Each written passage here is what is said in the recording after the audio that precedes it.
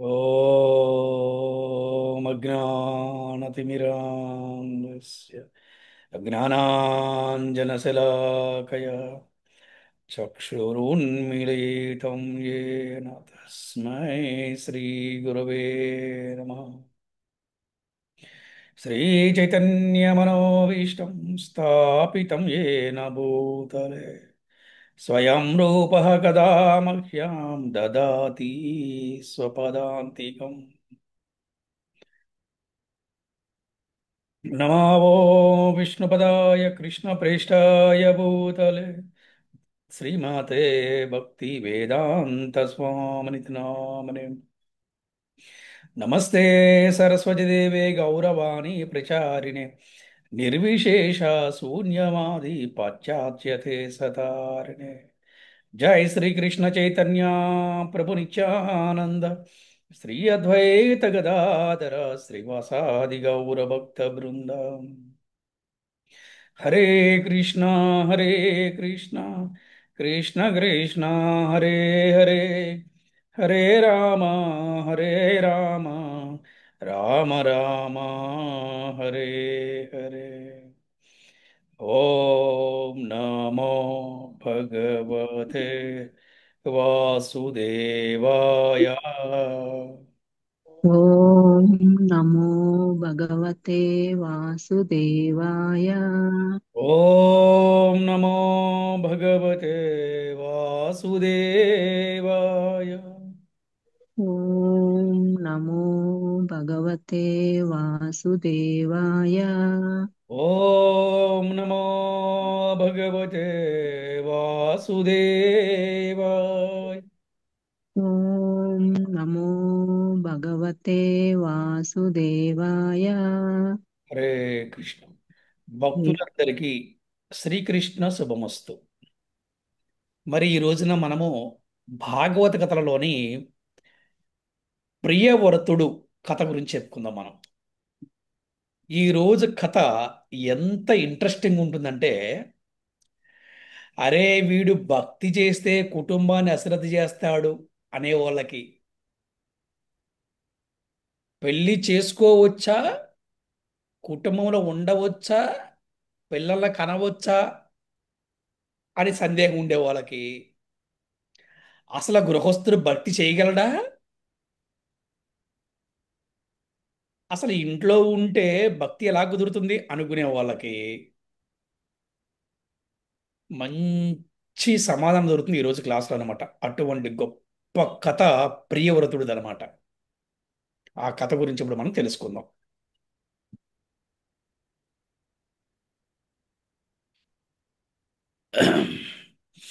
భుజించిన ఆహారాన్ని జఠరాగ్నితోటి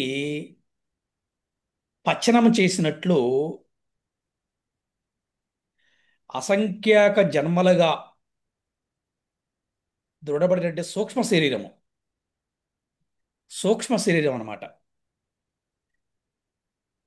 కర్మని కర్మ చేయాలి అంటే సూక్ష్మ శరీరం కావాలి. అటువంటి సూక్ష్మ శరీరము భక్తి యోగముతోనే లయిస్తుందంట. అంటే ఆ సూక్ష్మ శరీరం కూడా పోయి ఆ ఏమొస్తుందంటే దైవిక శరీరం వస్తుందన్నమాట.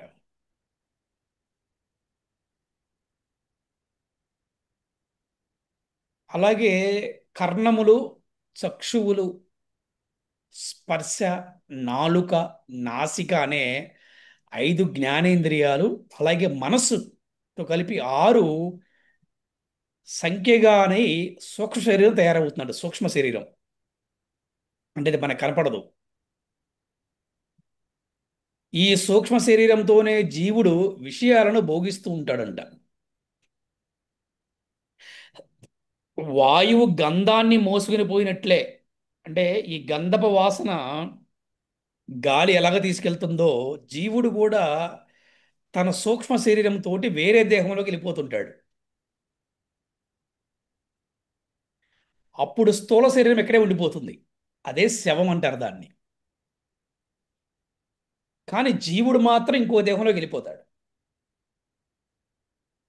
అయితే ఈ సూక్ష్మ శరీరం కూడా పోవాలంట. ఆ, ఈ సూక్ష్మ శరీరం కూడా పోతేనే మనం భగవంతుడు చేరుకుంటామంట. మరి అటువంటి సూక్ష్మ శరీరాన్ని పోగొట్టేదే అద్భుతమైన భక్తి యోగ పద్ధతి. అటువంటి అద్భుతమైన భక్తి యోగ పద్ధతిని గురువు ద్వారా నేర్చుకొని అమలుపరిచే భక్తుడు ఏవో కొన్ని కారణాల వల్ల దురాచారునిగా అయినట్లు కనిపించినప్పటికీ కూడా అతనిని సాధువుగానే భావించాలి అని చెప్తున్నారన్నమాట. అతను చాలా సిన్సియర్గా భక్తి చేస్తూ ఉంటాడు. గురువు ద్వారా భక్తిని స్వీకరించాడు, గురువు ద్వారా మంత్రాన్ని స్వీకరించాడు, చాలా భక్తి యొక్క పద్ధతిని చేస్తున్నాడు అద్భుతంగా. కానీ కొన్ని కారణాల వల్ల అతను దురాచారుడుగా ఇంటి కనిపిస్తూ ఉంటాడు. అయినా కూడా అతని సాధువుగానే భావించాలని మనకి భగవద్గీత చెప్తుంది. శ్రీకృష్ణ భగవానుడు చెప్తాడు భగవద్గీతలో కూడా అనమాట. ఉం? అలాగే భాగవతం చెప్తుంది. అలాగే సూక్ష్మ శరీరము సంపూర్తిగా నశించిన తర్వాతనే నిజంగా ఆత్మోదయం జరుగుతుందంట. అంటే అప్పుడే మనకి కృష్ణదాసులమనే అనుభూతి కలగడం మొదలవుతుందంట. మనందరం ఎవరు అంటే భగవంతుడి యొక్క దాసులము, శ్రీకృష్ణ భగవాన్ యొక్క దాసులము. ఇది ఎప్పుడు తెలుస్తుంది అంటే సూక్ష్మ శరీరం కూడా పూర్తిగా నశించిపోయిన తర్వాతనే తెలుస్తుందంట. జీవేరా నిత్య కృష్ణదాస్. జీవుడు నిత్యం కూడా భగవంతుడి యొక్క దాసుడే. అటువంటి పరిస్థితిలోనే ఎవరైనా అనన్య భక్తులు నెలకొనగలుగుతారు. అంతే కదా, ఆత్మోదయం జరగకుండా, ఆత్మ సాక్షాత్కారం జరగకుండా అనన్య భక్తి ఎలా చేయగలుగుతారు చెప్పండి? ఏంటి అనన్య భక్తి అంటే? అనన్యా చింతయంతో మాం ఏ జనా పర్యుపాసతే తేషాం నిత్యాభియుక్తానాం యోగక్షేమం వహామ్యహం. అనన్య భక్తితో నన్ను ఆశ్రయించిన వాటికి లేనివి సమకూర్చెదను, ఉన్న వాటిని సంరక్షించదనని భగవంతుడు భగవద్గీతలో 9వ అధ్యాయంలో 22వ శ్లోకంలో తెలియజేస్తున్నాడు. మరి ఇక్కడ అనన్య భక్తి అంటే ఏంటంటే, నాకు నీవు తప్పితే ఇంకెవరూ లేరు నాయనా, నేను నీ పాదాలకి సంపూర్ణ శరణాగతి పొందుతున్నాను. దీని అనన్య భక్తి అంటారనమాట. ఆ విధంగా అననీయ భక్తిలో నిలిచిన వాడు ఏదో కారణం వల్ల దురాచరణ కనిపించిన సాధువనే తెలుసుకోవాలి. మరి ఇది కేవలం అననీయ భక్తులకే వర్తిస్తుందా అని ప్రశ్నిస్తే కాదు అని ఆచార్యులు కూడా సమాధానం ఇస్తున్నారు. అంటే అననీయ భక్తులే కాకుండా అనన్య భక్తికై ప్రయత్నించే వారికి కూడా వర్తిస్తుందట ఇది. అంటే అనన్య భక్తి కోసం ప్రయత్నించేవారు కొన్నిసార్లు దురాచారుడు కనిపించినా, కొన్నిసార్లు తప్పు చేసినా కూడా వారిని సాధువుగానే పరిగణించాలట. ఇదే అందుకనే భాగవతం చాలా గొప్పది. భాగవతులు చాలా గొప్పలు చెప్తారనమాట చూడండి. ఆ, ఏదో కొన్ని కారణాల వల్ల, ఏదో కొన్ని తప్పులు చేయటం వల్ల అతను దురాచారుడు కనిపించినా కూడా అతన్ని మనం సాధువుగానే పరిగణించాలంట. ఇది సాక్షాత్తుగా శ్రీకృష్ణ భగవాన్ యొక్క వాక్యం. ఆ, అందుకని దీన్ని మనం స్వీకరించాలంట. అనన్య భక్తిలో ఉన్నవాడు, అనన్య భక్తి కొరకు ప్రయత్నించేవాడు ఒకవేళ భక్తి యోగ పథము నుండి తొలగినట్లు కనిపించినా శీఘ్రమే ధర్మాత్ముడై శాశ్వతమైన శాంతిని పొందుతాడంట. తన భక్తుడెన్నడూ నశింపడని శ్రీకృష్ణుడు అర్జునుడి ద్వారా లోకములో ప్రకటింపజేశాడు. భగవద్గీతలో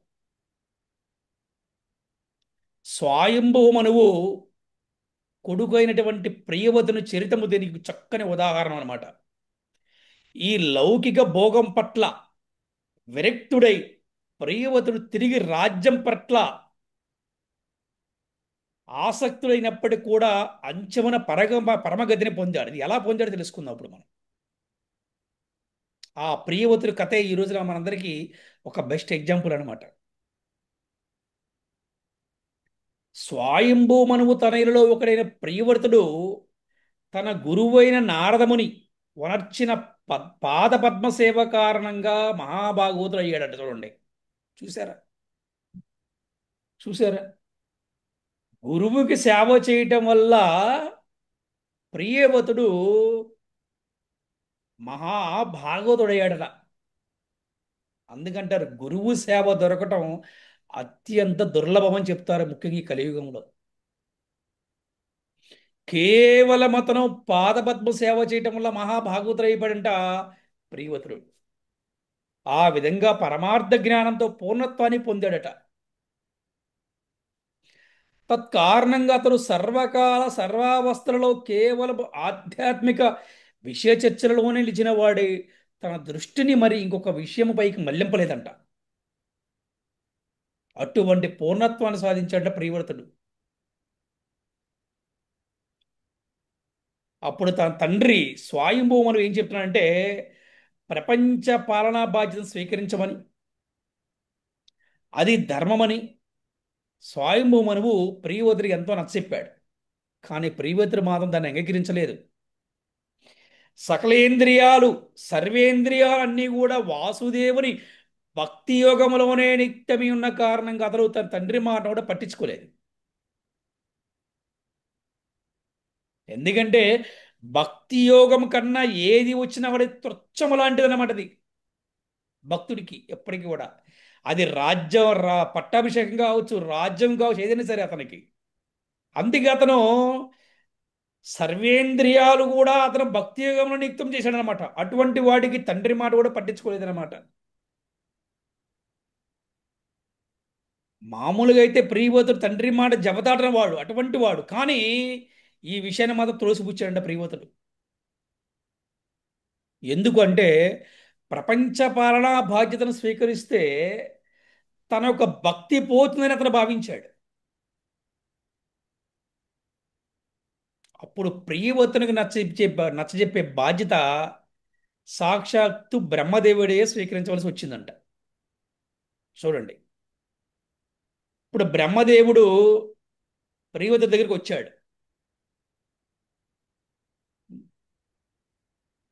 అప్పుడు ఎప్పుడైతే ఈ బ్రహ్మదేవుడు ప్రియవ్రతుడి దగ్గరికి వచ్చాడో మరి ప్రియవ్రతుడు చాలా మర్యాదగా వారికి ప్రణామాలు అర్పిస్తూ భక్తి ప్రభులతో ఆయన కీర్తించారు. ఆ విధంగా ఆసనం నుంచి లేచి నిలబడ్డాడు. మరి మర్యాదగా ప్రణామం చేయడం కూడా జరిగింది. ఆ సమయంలో స్వయంభూమని కూడా అక్కడే ఉన్నాడు, తన తండ్రి కూడా అక్కడే ఉన్నాడు, నారదుడు కూడా అక్కడే ఉన్నాడు. అప్పుడు బ్రహ్మదేవుడు ప్రియవ్రతునికి ఉపదేశం చేయడం మొదలుపెట్టాడు. చూడండి ఏముందంటే, వత్స ప్రియవ్రత, నేను చెప్పేది సావధానంగా విను. నేను, శివుడు, నీ తండ్రి నారదుడు అందరము కూడా దేవదేవుని ఆజ్ఞానవర్తులమే. భగవదాజ్ఞను ఎవ్వడూ జవదాటలేడు. చూడండి, చాలా ఇంపార్టెంట్, అర్థం చేసుకోండి. ఏం చెప్తున్నాడు? నేను, శివుడు, నీ తండ్రి అంటే స్వయంభూమనువు, అలాగే నారదుడు అందరం కూడా దేవదేవుని యొక్క ఆజ్ఞానవర్తులు, అంటే వారి యొక్క ఆజ్ఞని అనుసరించే వాళ్ళమే, వారి యొక్క ఆజ్ఞని పాటించే వాళ్ళమని చెప్తున్నాడు అనమాట. అందుకని భగవదాజ్ఞని ఎవడూ కూడా దాటలేడు, దాటకూడదు కూడా చెప్తున్నాడు ఇక్కడ. అందుకని భగవంతుడి యొక్క ఆదేశం యొక్క ఉల్లంఘన ఎవరికి కూడా సాధ్యపడదు.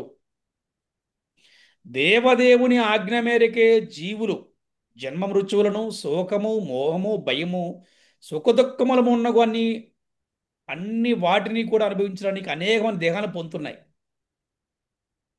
గుణకర్మలు అనుసరించి మనమందరము వర్ణాశ్రమ విభాగాలకు సంబంధించిన ఆదేశములకు బద్దులై ఉన్నాము. వర్ణాశ్రమ ధర్మము, వర్ణాశ్రమ ధర్మ పాలనము మనందరి విధి. ఆత్మ నిగ్రహం లేనివాడు పంచ జ్ఞానేంద్రియములు మనస్సు అనడి 6 భార్యలతో కలిసి జీవిస్తాడు కనుక వనానికి వెళ్ళినప్పటికీ కూడా భయభయం నుండి వాడు బయటపడ్డంట.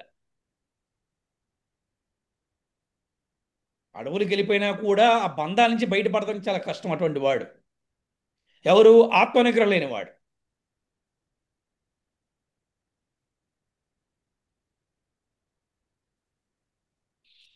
కానీ జితేంద్రియునికి గృహస్థాశ్రమైన ఎటువంటి అపకారం చేయలేదు. జితేంద్రుడు అంటే ఏంటి? ఇంద్రియాలను నిగ్రహించేవాడు జితేంద్రుడు అంటే.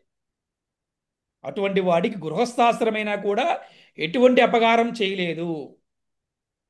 గృహస్థాశ్రమంలో ఉండి కూడా క్రమంగా మనస్సుని పంచ జ్ఞానేంద్రియాలను జయించేవాడు, కోటలో ఉండి ప్రబలమైన శత్రువులను జయించే రాజు వంటి వాడు. గృహస్థాశ్రములో ఉండి కామాన్ని అణిచినవాడు ఎచ్చోటైనా సురక్షితంగా తిరగలుగుతాడు. కాబట్టి భగవంతుని పాదపద్మాలను ఆశ్రయించి సుఖభోగాన్ని స్వీకరించు. ఈ భౌతిక సాంగత్యం నుండి ముక్తుడివై నిజస్థితిలో నిలిచి భగవదాజ్ఞ నెరవేర్చు అని చెప్పాడనమాట ఇక్కడ బ్రహ్మదేవుడు. దీని అర్థం ఏంటంటే గృహస్థాశ్రమం ఏమీ పాపం కాదు, ఏమీ తప్పు కాదు అయినా మనకి వర్ణాశ్రమ వ్యవస్థ ఉందని చెప్తున్నాడు. ఏంటి వర్ణాశ్రమ వ్యవస్థ అంటే ప్రతి ఒక్కరు కూడా బ్రహ్మచర్య దీక్ష తీసుకొని గురుకులానికి వెళ్ళి విద్యాభ్యాసం స్వీకరించాలి, విద్యాభ్యాసం అభ్యసించాలి గురువు దగ్గర నుంచి. ఆ తర్వాత నెక్స్ట్ గృహస్థాశ్రమము. ఇందులో కొంతమంది జీవితాంత బ్రహ్మచారి ఉండేవారు ఉన్నారు, సన్యాసి ఉండేవారు ఉన్నారు. అలాగే ఎక్కువ శాతం గృహస్థాశ్రమానికి కూడా వెళ్తుంటారు. గృహస్థాశ్రమం వేసే తప్పు కాదు. మరి గృహస్థాశ్రమం తర్వాత వానప్రస్థాశ్రమం, దాని తర్వాత సన్యాసాశ్రమం. ఇవి మనకి శాస్త్రంలో శాస్త్ర ఆమోదం పొందింది. ఇదేం తప్పు కాదు నాయనా. అందుకని నీవు చక్కగా భక్తి చెయ్యి. నువ్వు భక్తి చేసుకుంటూ భగవంతుడి పాదబద్ధం ఆశ్రయించి నువ్వు ప్రపంచపాలనా బాధ్యతను స్వీకరించి నీ కుటుంబాన్ని పోషించుకుంటూ నీవు సుఖాన్ని భోగాన్ని కూడా స్వీకరించవయ్యా నువ్వు. ఇందులో తప్పేమి లేదని చెప్పేసి బ్రహ్మదేవుడు చక్కగా బోధించాడనమాట.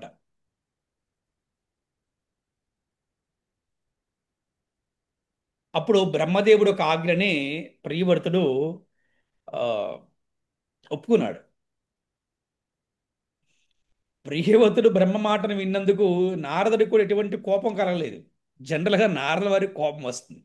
అసలు నారద వారి యొక్క ప్రయత్నం చెప్పంటారు మీకు? అందరినీ బ్రహ్మచారం చేసి సన్యాసం చేసేయాలి. కానీ ఇక్కడ నారద వారికి కూడా ఎటువంటి కోపం కలగలేదు. ఎందుకంటే అందులో ధర్మం ఉందన్నమాట. ఎందుకంటే అక్కడ ఆ స్వయంభూమనువు బాధ్యతని కొడుకు తీసుకోవాలి. మన నెక్స్ట్ ఎవరు? దానివల్ల రాజ్యాన్ని ఎవరు పాలిస్తారు? అర్హత ఉన్నవాడికే కదా రాజ్యాన్ని పరిపాలన చేయగలుగుతాడు. అర్హత లేని వాడు చేయలేడు కదా. అందుకని ఈ ఒక్క విషయంలో బ్రహ్మదేవుడు సహాయం చేయటం వల్ల స్వయంభూమను కోరికోడి తీరిపోయింది. ఏంటి? నా కొడుక్కి ఈ రాజ్యభారం అప్పచెప్పాలి అనే కోరికోడి తీరిపోయింది. ఎంతో సంతోషించాడు. ఇక చక్కగా ఈ రాజ్యపాలన మొత్తం కూడా ప్రియవదుడికి అప్పగించి స్వయంభూమనువు చక్కగా ఇక వనాలకు వెళ్ళిపోయే అవకాశం లభించినందుకు గొప్పగా సంతృప్తి చెందాడు స్వయంభూమను.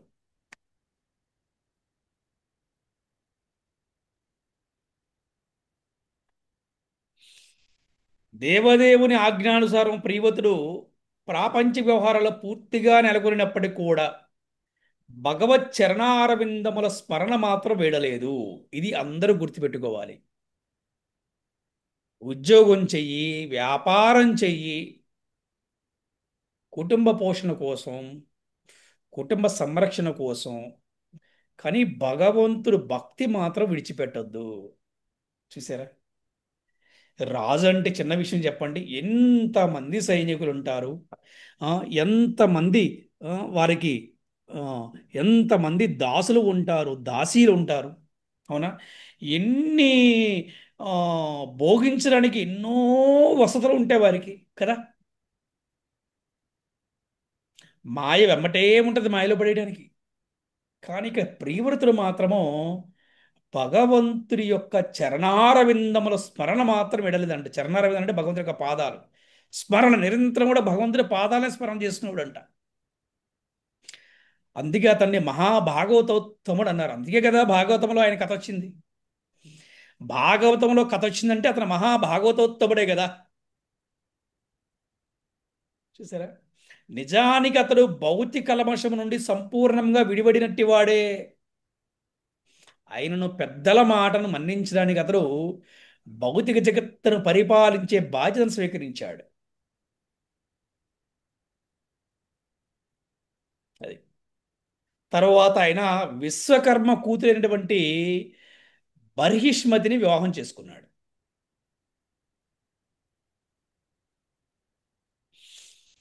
ఆ విధంగా అతనికి 10 మంది పుత్రులు పుట్టారు. అలాగే ఒక పుత్రికి కూడా, ఆ పుత్రికి పేరు ఊర్జస్వతి. ఆమె అందరిలో కూడా చిన్నదనమాట.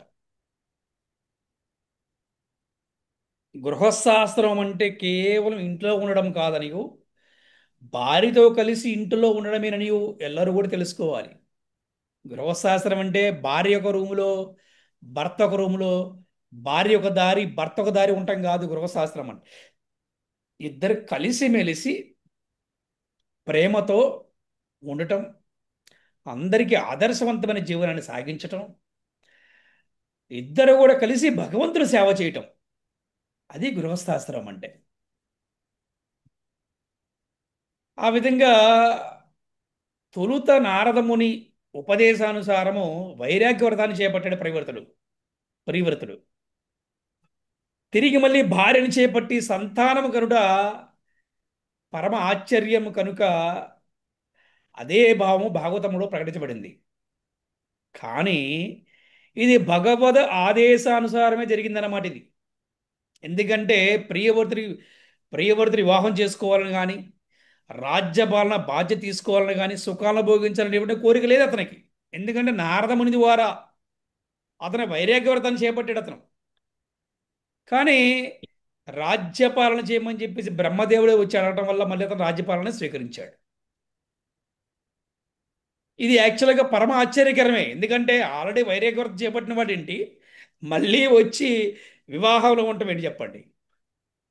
అయినా కూడా ఇది ఎందుకు జరిగిందంటే భగవంతుడి యొక్క ఆదేశము ఇలాగే ఉంటుంది. కాబట్టి ఏమైందంటే వీరిద్దరి యొక్క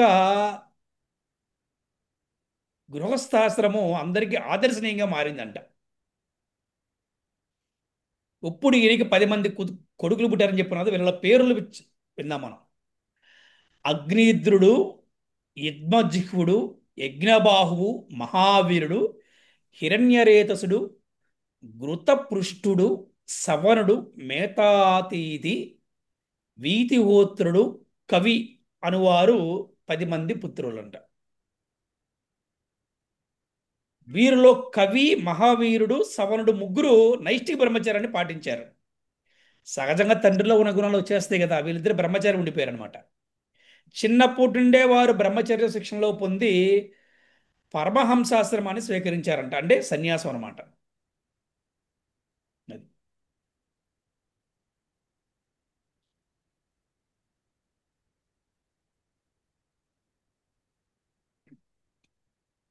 ఇక ప్రియవతుడు గొప్ప ఆయన యొక్క గొప్ప పాలన ద్వారా గొప్ప బల పరాక్రమాలతోటి 11 అర్బుద సంవత్సరాలు ప్రపంచ పాలన చేశారంట. అర్బుద అంటే ఏంటంటే ఒక అర్బుదము 10 కోట్ల సంవత్సరాల సమానం అంట. చూడండి, అంటే ఎన్ని ఎన్ని సంవత్సరాలు పరిపాలన చేసి ఉంటే ఒక అర్బుద అంటే ఆ 10 కోట్ల సంవత్సరాల సమానం అంట. అలాగా 11 అర్బుద సంవత్సరాలతోటి ఆయన పరిపాలన చేశాడంట, సంవత్సరాల పాటు. అతడు బల్లమైన తన భుజదండాలతోటి విల్లంబులు ఎక్కుపెట్టగానే ధర్మ విరోధులందరూ కూడా ప్రాణభిత్త పరుగు పెట్టేవారంట. ప్రియవతుని యొక్క శౌర్యం అటువంటిదంట. మరి ధర్మపరుడైనటువంటి ప్రియవతుడు తన భార్య అయిన బర్హిష్మితిని ఎంతో ప్రేమించాడు. సహజం కదా, పెళ్లి చేసుకున్నాక ప్రేమించడం తప్పిద్దా? అది సహజం. కలిసి ఉన్న తర్వాత సహజంగా జరుగుతుంది అనమాట ఎవరికైనా సరే. అతనికి ఇష్టమున్న ఇష్టం లేకపోయినా ఎప్పుడైతే కలిసి జీవిస్తున్నారో అది సహజంగా ఉద్భవిస్తుంది ప్రేమ అనేది. రోజులు గడుస్తున్న కొలది కూడా వారి వైవాహిక ప్రేమబంధం క్రమంగా ఇంకా పెరిగింది, ఇంకా పెరిగింది. తన చక్కని వస్త్రధారణంతోటి విలాసములతోటి ఆమె ప్రియవతుని యొక్క శక్తిని వృద్ధిపరిచిందనమాట ఆవిడ. అందుకే అంటారు, నువ్వు బయట కనుక జయించాలి అంటే ఇంట్లో ముందు భార్యని జయించరా అని చెప్తారు పెద్దలు, ఊరికనే కాదనమాట. ఇంట్లో భార్య గనక మనకి ప్రేమను పంచేది అయితే, ఇంట్లో భార్య గనక భర్తను సుఖపెట్టేది అయితే గనక భార్యకి ఎంతో శక్తి, భర్తకి ఎంతో శక్తి వస్తుందంట. అతను బయటికి వెళ్తే ఎన్నో విజయాలను సాధిస్తాడంట. ఆ విధంగా తన భర్త ప్రియవతుడికి ఎంతో శక్తిని ఆవిడ ఇవ్వగలిగిందనమాట. ఆ విధంగా ప్రియవతుడు భౌతికంగా చూస్తే ఆమె ప్రేమలో మునిపెట్టి కనిపించేవాడు. కానీ వాస్తవానికి అతను మహాత్ముడే అయి ఉన్నాడని చెప్తున్నారు మన ఆచార్యులు. ఎందుకంటే అతను ఎప్పుడు కూడా భగవంతుని యొక్క పాదాలను విడిచిపెట్టలేదు. భార్య వలన కలిగిన స్ఫూర్తితో ప్రియవతుడు ఆనందంగా జీవితాన్ని గడుపుతూ ప్రపంచ పాలన చేశాడు. ఆ విధంగా పాలించే సమయంలో ఒకసారి ప్రియవతునికి సూర్య ప్రదక్షిణము పట్ల అసంతుష్టి కలిగిందనమాట. ఇది చాలా ఇంపార్టెంట్, వినండి. ఏంటంటే సూర్యుడు తన రథములో సుమేరు పర్వతానికి ప్రదక్షిణం చేస్తూ సమస్త లోకాలను ప్రకాశింపజేస్తూ ఉంటాడు. కానీ పర్వతం యొక్క ఉత్తర దిక్కుగా చనునప్పుడు, అంటే సూర్యుడు వెళ్తున్నప్పుడు దక్షిణ భాగం చీకటిగా ఉంటుంది. మనం గమనిస్తాం కదా, అంతే కదా. సూర్యుడు ఉదయిస్తాడు, మరి సూర్యుడు అస్తమిస్తాడు. ఉదయించినప్పుడు వెలుగు ఉంటుంది, అస్తమించినప్పుడు ఏముంటుంది, మళ్ళీ చీకటిగా ఉంటుంది. అలా దక్షిణ విధిగా వెళ్ళినప్పుడు ఉత్తర భాగం చీకటిగా ఉంటుంది. ఇది ప్రియవతికి నచ్చలేదు. చూడండి ఎంత గొప్ప కార్యం చేశాడో. అందువలన ఏ విశ్వభాగంలో చీకటిగా అవుతున్నదో ఆ భాగాన్ని ప్రకాశింపజేయడం కోసం జ్యోతిర్మయ అనే రథములో అతడు సూర్యకక్షలోకి వెళ్ళాడంట ప్రియవతుడు. అప్పుడు విశ్వము అన్ని వేళలా అన్ని చోట్ల తేజమయంగా మారిందంట. దేవదేవుని అర్చించడం వల్ల, దేవదేవుడి పాదపద్మాలని స్మరించడం వల్ల, అతను మహాభాగవతోత్తముడు అవటం వలనే ఇటువంటి అద్భుతమైన కార్యాన్ని చేయగలిగాడు ప్రియవతుడు అని చెప్పి అన్నారండి అందరూ కూడా. ఎంతోమంది ఆచార్యులు చూసారు. ప్రియవతుడు ఆ విధంగా తన రథాన్ని సూర్యుని వెనక నడిపినప్పుడు ఆ రథచక్ర గుర్తులతోటి సప్త సముద్రాలు ఏర్పడ్డాయంట. అవే భూమండలము సప్త దీపాలకు విభజించబడిందంటే, ఈ భూమండలము సప్త దీపాలకు విభజించబడింది ఈ భూమండలం. ఏంటి ఆ 7 దీపాలు మనం చెప్పుకుందాం అప్పుడు. జంబూ దీపము, ప్లక్ష దీపము, శాల్మలి దీపము, కుశ దీపము, క్రౌంచ దీపము, శాఖ దీపము, పుష్కర దీపము అనేవే సప్త దీపములంట. మీరు వినే ఉంటారు, సంకల్పం చెప్తాం. జంబూదీపే భరతవర్షే భరతఖండే మేరోహే దక్షిణ దిగ్భాగే ఈశాన్య ప్రదేశే, కదా. జంబూ దీపం అన్నమాట. ఇవి ఒకదానికంటే ఒకటి రెండింతల పరిమాణాన్ని కలిగి ఉంటాయన్నమాట. ప్రతి దీపం కూడా ద్రౌపదాతో చుట్టబడి ఉంటుందంట. ఇక సప్త సముద్రాల వరుసగా లవణ జలము, చెరుకు రసము, సుర, ఘృతము, క్షీరము, పెరుగు, అలాగే తీయని నీళ్లు అనే వాటితోటి నిండుంటాయంట. ఈ దీపాలన్నీ కూడా ఈ సముద్రాలచి చుట్టబడి ఉన్నాయి. ఒక్కొక్క సముద్రం యొక్క వెడల్పు దీపం యొక్క పరిణామం సమానంగా ఉంటుందట. ప్రియవ్రతుడు తన పుత్రులైన అగ్నియుధుడు, యద్మజిహ్వుడు, యజ్ఞబాహు, హిరణ్యరేతసుడు, వృతపృష్ఠుడు, మేధాతిథి, వీతిహ్రోత్తులకు ఈ సప్త దీపాలను అప్పచెప్పాడు. మరి ఇంకో ముగ్గురు ఏంటి అంటే వారి సన్యాసం స్వీకరించారు కదా. అంటే ఈ ప్రియవతుడు 7 కొడుకులు కూడా ఈ సప్త దీపాలు అంటే 7 దీపాలను కూడా అప్పచెప్పాడు అనమాట. ఇక తండ్రి ఆజ్ఞ పేరుకి వారందరూ వాటికి అధిపతులయ్యారు. మరి తర్వాత కూతురు ఉంది కదా, వృద్ధస్వతి తన పేరు. తనని శుక్రాచార్యుడి గురించి పెళ్లి చేశాడు అనమాట. ఎవరి శుక్రాచార్యుడు? రాక్షసుల గురువు అనమాట. ఈ శుక్రాచార్యుడు ఊర్జస్వతికి పుట్టిన పుత్రికే దేవయాని, గుర్తుపెట్టుకోవాలి. ఈ దేవయాని కొడుకే యదు. అక్కడి నుంచి యాదవ వంశం మొదలైందని మన భాగవతం చెప్తుంది. మన రానున్న కథలో ఉంటుందన్నమాట. యాదవ వంశ చరిత్ర గురించి భాగవతంలో చాలా చక్కగా చెప్పారనమాట. ఒక కథ మొత్తం దాని గురించి ఉంటుందన్నమాట. కృష్ణుడు అందులో ఆవిర్భవించాడు కాబట్టి. శుక్రాచార్యుడు కూతురు దేవయాని, యాయాతి మహారాజు దేవయానికి పుట్టినవాడు యదు. అక్కడి నుంచి యాదవ వంశం మొదలైందని చెప్తారనమాట.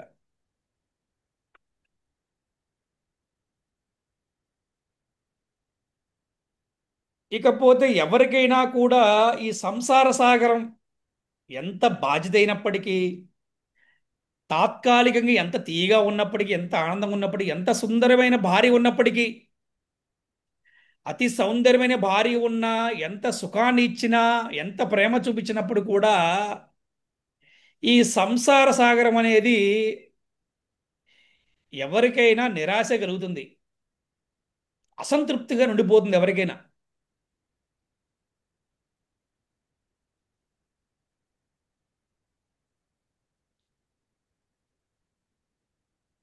అందుకని ఈ భగవత్ పాదాలను ఆశ్రయించిన వాడు ఈ సంసార సాగరం నుంచి ఎప్పుడు బయటపడతాడని ఆలోచిస్తూ ఉంటాడంట.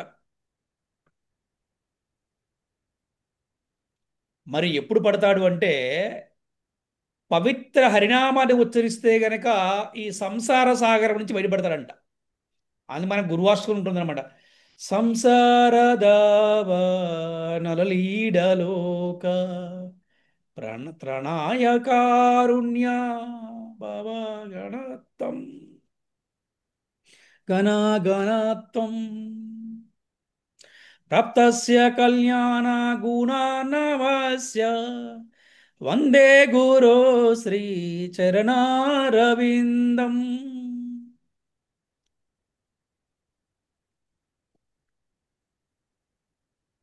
ఈ సంసార సాగరం నుంచి మనల్ని బయటపడేవాడే గురువు అన్నమాట. అది. అందుకని ఎవరైతే హరినామాన్ని ఉచ్చరిస్తూ ఉంటారో వారు ఈ సంసార సాగరం నుంచి బయటపడతారనమాట. అందుకని నారదముని శరణు వచ్చి భక్తి యోగ పథమును ఇచ్చిన ప్రియవతుడు ఏదో కారణం చేత తను ఈ ఒక్క రాజ్యభరణ స్వీకరించానని, ఇక్కడ చిక్కున్నాను, నేను ఇందులో ఉండిపోయానని చెప్పి చింతించడం మొదలుపెట్టాడు. అతని మనసు కలవరపడింది. వైరాగ్య భావన అతను తిరిగి మళ్ళీ స్టార్ట్ అయింది, వైరాగ్య భావన. చూసారా? అందుకే వాళ్ళని భాగవతోత్తములు అన్నారనమాట. చిన్న విషయం కాదు అండి. కుటుంబములు సుఖాలను విడిచిపెట్టాలన్నా, కుటుంబములు అందమైన భార్యను విడిచిపెట్టాలన్నా, పుత్రుల్ని, మనవల్ని, మనవరాల్ని, బంధువుల్ని, స్నేహితుల్ని, సమాజంలో వచ్చే గౌరవాన్ని విడిచిపెడతాం అంటే ఈజీ కాదు, చాలా కష్టం. అయినప్పుడు కూడా భాగవతులు వాటి గురించి ఏం పట్టించుకోకుండా అనవసరం ఇక్కడ ఉండిపోయానని చింతించడం మొదలు పెడతారంట. తనలో తానే విమర్శించుకున్నాడంట. అయ్యో, ఇంద్రియ భోగం వల్ల నేను ఎంత సమయాన్ని వృధా చేశానే, ఇక చాలు, భోగించింది ఇక చాలు, ఇక భోగం అనే మాట నేను ఎత్తను.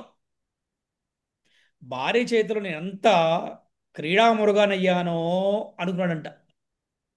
యాక్చువల్గా ఆయనే మురుగం అవ్వలేదు. సహజంగా భార్య ప్రేమ అనేది చెడేం కాదు, మంచిదే. కానీ ఏదైనా కూడా ఒక పరిమితి వరకు ఉంటే బాగుంటుందన్నమాట. ఎందుకంటే మనము భగవంతుడి ప్రేమలోనే ఉంటే అందరికీ మంచిది, భార్యకి మంచిది, భర్తకి మంచిది అనమాట. ఈ విధంగా భగవత్ కరుణ ద్వారా ప్రియవతునికి తిరిగి వివేకం మళ్ళీ స్టార్ట్ అయింది. అప్పుడు తన పిల్లలకి రాజ్యభార్యను అప్పచెప్పాడు. తన భార్యని కూడా విడిచిపెట్టాడు. తిరిగి అంటే విడిచిపెడతామని మీనింగ్ ఏంటి? ఎవరికి? కొడుకులకు అప్పచెప్తారనమాట. ఎప్పుడైనా గుర్తుపెట్టుకోవాలి.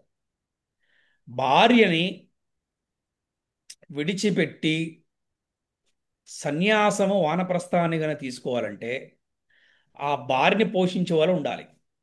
ప్రధానం కొడుకు ఉండాలి. కొడుకు లేకపోతే కూతురు, అల్లుడు బాధ్యత తీసుకుంటే అతను వెళ్ళొచ్చు. ఇది శాస్త్రం ఎటువంటి తప్పు కాదనమాట.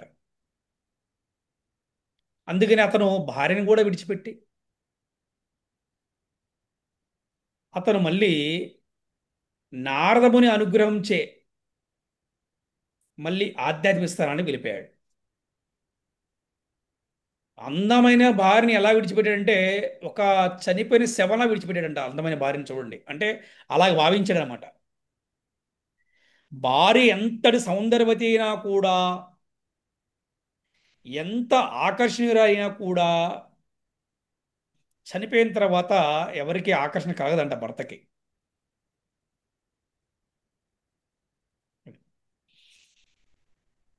దేహం నుండి ఆత్మ తొలగిపోగానే ఆ శరీరం పట్ల ఎవరికి ఆకర్షణ ఉండదు. ఆ విధంగా భగవత్ కరుణ వలన ప్రియవ్రతుడు సౌందర్యవతైన భార్యని నిర్జీవ శరీరములాగా విడిచిపెట్టేశాడు అనమాట.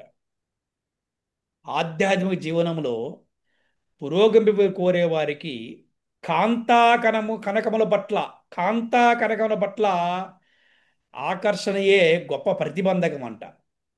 కాంతా కనకము పెద్దలు చెప్తుంటారనమాట. అంటే ఆ స్త్రీ ధనం అన్నమాట, గుర్తుపెట్టుకోవాలి. ఈ రెండింటి పట్ల ఆకర్షణ ఆత్మహత్య కన్నా కూడా నిందనీయమంట. కాబట్టి అవిద్యాసాగరాన్ని దాటగోరేవారు శ్రీకృష్ణ అనుగ్రహంతో ఈ కాంతా కనకాల ఆసక్తి నుండి బయటపడాలి. ప్రియవ్రతుడు అటువంటి వాడే.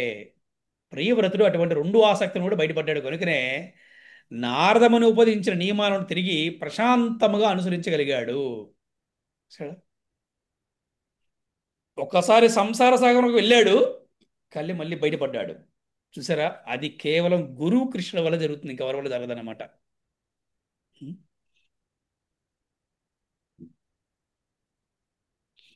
ప్రియమైన ఆ ప్రియవ్రతుని అద్భుతమైన కర్మల గురించి తెలిపే కొన్ని సుప్రసిద్ధ శ్లోకాలు ఇలా ఉన్నాయంట మనకి. అవేంటి తెలుసుకుందాం, వాటి అర్థాలు తెలుసుకుందాం మనం. చూడండి, ప్రియవ్రతుడు అనుసరించిన ప్రియవ్రతుడు చేసినటువంటి కార్యము ఒక్క భగవంతుడు తప్ప ఎవరు చేయలేరంట. ఏంటి ఆ కార్యం అంటే చూశారు కదా, ఉత్తర దిక్కుకి సూర్యుడు వెళ్ళినప్పుడు దక్షిణ మధ్య చీకటిగా ఉంటుందంట, దక్షిణ వైపు సూర్యుడు వెళ్ళినప్పుడు ఉత్తర దిక్కున చీకటిగా ఉంటుందన్నమాట. అది నచ్చలేదు ప్రియవ్రతుడికి. మొత్తం వెలుగు నింపాడు. తర్వాత తన రథచక్రాల చేత సప్త సముద్రాలను ఏర్పరిచాడంట. ఇది ఒక్క భగవంతుడు చేయగలడు, ఎవరూ చేయలేరంట.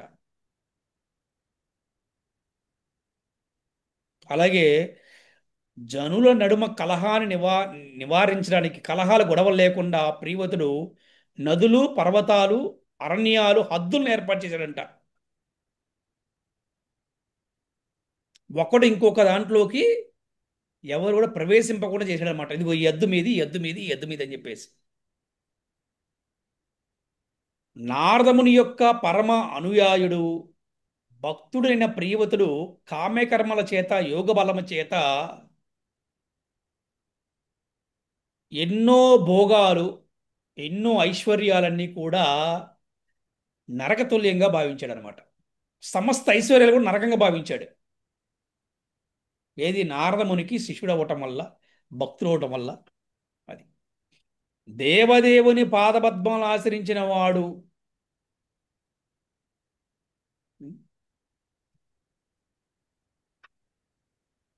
కుటుంబ పట్ల అనాసక్తి అవుతాడు.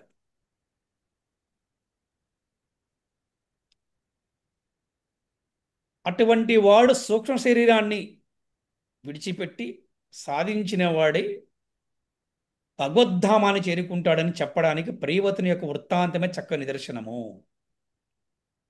చివరిలో మంచి మోరలు చెప్పారు, మనకి విందాం. అననీయ భక్తిలో ఉన్నవాడు కానీ, అననీయ భక్తికై ప్రయత్నించేవాడు కానీ ఎన్నటికైనా సాధువుగానే పరిగణించబడతాడు. ఇది అందరూ కూడా నోట్ చేసుకోండి, చాలా చాలా ఇంపార్టెంట్ ఈ రోజున. మంచి కన్క్లూజన్ ఇచ్చేది ఈ కథలో మనకి. అననీయ భక్తిలో ఉన్నవాడు కానీ, అననీయ భక్తిగా ప్రయత్నించేవాడు కానీ ఎన్నటికైనా సాధువుగానే పరిగణించబడతాడు. వారిని ఎవరు దుర్భాషలాడకూడదు. కొన్ని కారణాల వల్ల ఏదో కొన్ని తప్పులు చేసి అతను మనకు దురాచారుడు కనిపించవచ్చు, కానీ అతను దురాచారుడు కాదు, అతను సాధువు. ఎందుకంటే అతను హృదయంలో ఎంతో భగవన్నామ స్మరణతో ఉంటాడు అతను.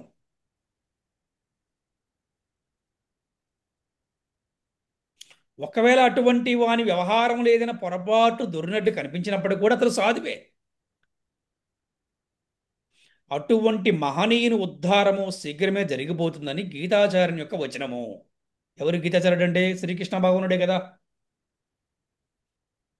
భగవత్ చరణారవిందముల అమృతపానానికి ఆకర్షితుడైన వాడు, భగవన్ మహిమల యందే మనస్సు సంలగ్నమైన వాడు, కొన్ని అవాంతరముల చేత నిరోధించినప్పటికీ కూడా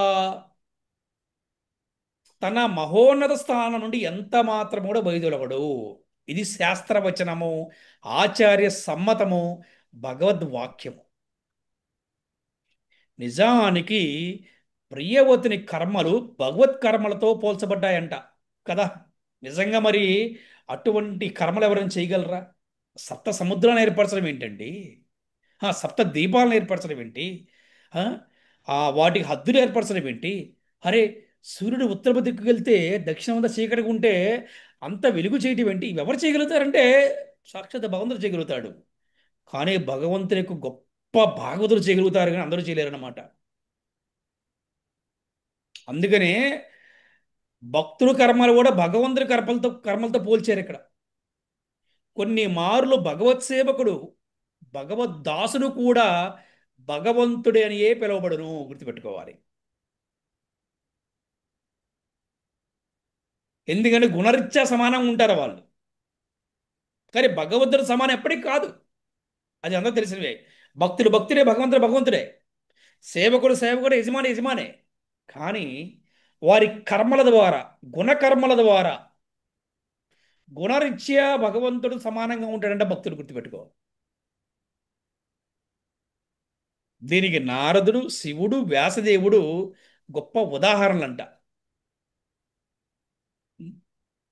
అనగా భగవద్ అనుగ్రహము చేతనే విశుద్ధ భక్తుడి కొన్ని మార్లు అట్టి పదము ప్రయోగించబడుతుంది.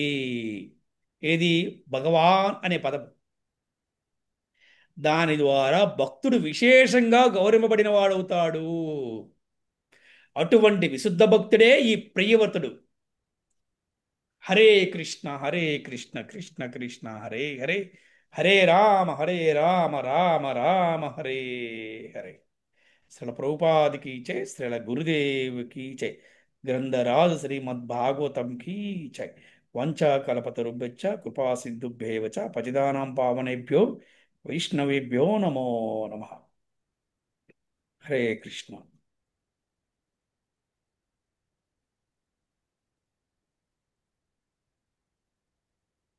హరే కృష్ణ. ఈరోజు మనము ఆ ప్రియవతిని కథ చెప్పుకున్నాం కదా. ఈ కథలో మీకు ఏమైనా సందేహం ఉంటే అడగవచ్చు. అలాగే ఈ కథలో మోరల్ ఏంటి, ఈ కథ ద్వారా మీరు ఏం తెలుస్తున్నారు కూడా తెలియచేయవచ్చు. హరే కృష్ణ. భగవద్భక్తుడు ఎప్పుడూ ప్రథమ చెందడు. ఉమ్. కారణం వల్ల మధ్యలో కొన్ని పక్క తప్పినట్టు అవపడ్డా గాని, పక్క తప్పినా గాని ప్రథమ చెందడు. భగవద్గీతలో భగవద్ ప్రాప్తి అధ్యాయంలో కూడా శ్రీకృష్ణ భగవానుడు దీనికి 3-4 శ్లోకాలు ఉన్నాయి ప్రత్యేకంగా, తెలుసు కదా. ఏ, అలాంటి వాడు మధ్యలో పతనం చెందిన వాడు వచ్చే జన్మలో మళ్ళీ అక్కడి నుంచి స్టార్ట్ అవుతుంది జీవితం, ఈ భగవద్భక్తి జీవితం. కొందరు సంపూర్ణంగా పొందిన వాళ్ళు వచ్చే జన్మలో గొప్ప వాళ్ళు, ఎట్లా మీలాంటి గొప్ప వాళ్ళ ప్రచారాలు అట్లా అవుతారు. అట్లా అలా అలా భగవద్భక్తి చేసేవాడు ఏనాడు పతనం చెందడు. అదే చాలా ముఖ్యమైన సందేశం ప్రియవచన చరిత్రలో. చాలా బాగుందండి, బాగున్నది, చక్కగా బాగా చెప్పారు. సంతోషం ప్రభు. హరే కృష్ణ. ఆ, సూ- చెప్పండి మాతాజీ. హరే కృష్ణ. సూక్ష్మ శరీరము భక్తి యోగంతోనే లభిస్తుందని తెలుసుకున్నాం గురుజీ. ఆ భక్తి యోగం తోటి లయిస్తుంది. లయిస్తుంది అంటే నశించిపోతుంది. Okay, sorry Guruji. సూక్ష్మ శరీరం అయిన తర్వాతే మనము ఆ భగవంతుని చేరగలుగుతామని మనకి చెప్తుంది అనమాట. హరే కృష్ణ. కంటిన్యూ చేయండి. సూక్ష్మ శరీరము పోగొట్టేది భక్తి యోగ పద్ధతి. గురువు ద్వారా భక్తిని స్వీకరించి మనము కొన్ని కారణాల వల్ల సాధువుగానే భావించాలి అని తెలుసుకున్నాం గురించి. అనన్య భక్తితో అట్లా మనం కాదు, అంటే భక్తి యోగ పథం ద్వారా సూక్ష్మ శరీరం లయిస్తుంది, అంటే సూక్ష్మ శరీరం నశించిపోతుంది. ఆ తర్వాత వారికి ఆత్మ సాక్షాత్కారం మొదలైపోతుంది. అక్కడి నుంచి వారికి అనన్య భక్తి ప్రారంభమవుతుంది. కొన్నిసార్లు భక్తుడు అతను కొన్ని కారణాల వల్ల ఏదన్నా పతనమైనప్పుడు కూడా అతన్ని మనం సాధువుగానే పరిగణించాలి. ఇప్పుడు ఒక వ్యక్తి బాగా భక్తి చేశాడు, కొన్ని కారణాల వల్ల అతను ప్రస్తుతాన్ని మనం చూడటానికి దురాచారిలా కనిపించాడు. అయినప్పుడు కూడా మాత్రం అతను దూషించడం కానీ, అవమానించడం కానీ, కామెంట్ చేయడం కానీ చేయకుండా అతన్ని మనం సాధువుగానే పరిగణించి సాధువుగానే గౌరవించాలి అనేదే ఈ రోజు ఒక మోరల్ తల్లి. హరే కృష్ణ గురుజీ. హరే కృష్ణ. చెప్పండి, కంటిన్యూ చేయండి అమ్మా, కంటిన్యూ చేయండి, కంటిన్యూ. సర్వేంద్రియాన్ని ఎప్పుడూ కూడా భక్తి యోగంలోనే ఏ, ఏ, వియోగించాలని తెలుసుకున్నాం గురుజీ. ఆ స్వయంభూ ఉమ్, స్వయంభూ మనువు కొడుకు ప్రియవ్రతుడికి రాజ్యపాలన అప్పగించాలని చూస్తాడు. కానీ ప్రియవ్రతుడు నేను రాజ్యపాలన చేయను, భక్తి యోగంలోనే ఉంటానంటే బ్రహ్మదేవుడు, ఓ శివుడు, నారదుడు, ఓ అది కూడా నేను భగవంతుడు ఆజ్ఞ వలనే మేము అదే అనుసరిస్తున్నాము ఆజ్ఞనే, భగవంతుని ఆజ్ఞని ఉల్లంఘించొద్దు అని ప్రియవ్రతుడికి గృహస్థాశ్రమంలో ఉన్నా కూడా భక్తి చెయ్యొచ్చు అని బ్రహ్మదేవుడు చెప్తాడు. భగవంతుని ఆజ్ఞ దాని శిరస వహించమని చెప్తాడు. అప్పుడు ప్రియవ్రతుడు కూడా దాన్ని ఆజ్ఞని ఆ, పెళ్లి చేసుకొని 10 మంది పుత్రుల్ని ఒక కూతుర్ని కూడా కంటాడని తెలుసుకున్నాము. ఆ సంసారం నుంచి బయటపడాలంటే మనకి గురువు, ఓ కృష్ణుడు కృప ఉంటేనే మనము బయటపడగలమని తెలుసుకున్నాము. హరినామ సంకీర్తన చేయటం వల్ల మనము భగవద్ధామం కూడా వెళ్తామని తెలుసుకున్నాము. ఆ, భగవంతుని మనసు సంలగ్నం చేస్తేనే మనం ఇక్కడి నుంచి వైదొలుగుతాం అని తెలుసుకున్నాము. ప్రియవతుని కర్మలు భగవంతుని భగవంతుని ప్రియవతుడు భగవంతుని సమానంగా పోల్చారు. ఎందుకంటే ప్రియవతుని కర్మలు భగవంతుని కర్మలతో పోల్చారని తెలుసుకున్నాము. ఆ భగవంతుని దాసు కూడా ఏ, భగవంతుడేనని సమానంగా ఉంటారని తెలుసుకున్నాం. దాసుడు కూడా భగవంతునితో సమానంగా ఉంటారని తెలుసుకున్నాము.